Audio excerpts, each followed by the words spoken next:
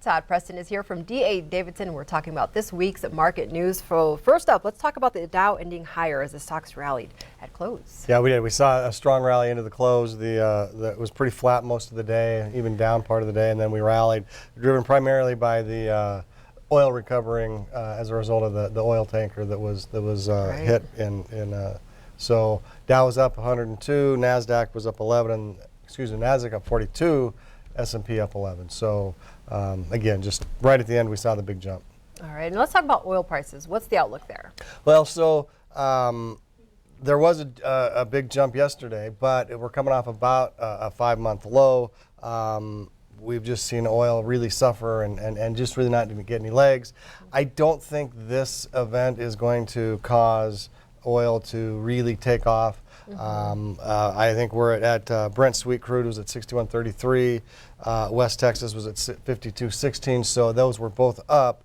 But I think we'll see gas prices anyway not be impacted. If anything, with summer driving and summer demand or summer opportunity, we'll see prices go up regardless of what the price of oil does.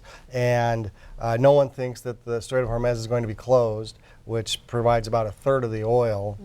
So it's just Iran trying to gain some attention, but probably not much impact other than oil maybe up a little bit from it. All right, and we're always hearing about China and the economic outlook there. So what's the latest word on that? Well, again, the market seems to be ignoring kind of the trade war talk right now and focusing on the economy. President Trump did mention yesterday he has no deadline for the increased tariffs, and so that was a little bit of a relief. So, like I said, kind of ignoring China. It's there, but it's just kind of in everybody's on the back burner. So not a lot of attention, and no new news. So really, we're focusing on employment. We saw the jobless claim up a little bit last week, but that's not horrible. I mean, we have a very strong economy. The jobs market is very tight, and so not a huge response. The Fed talking about the fact that an interest rate decrease could come into play at some point.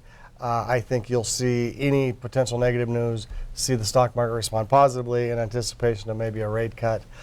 The experts are saying the rate cut is still 50-50 probability by year end, depending on how the economy plays out.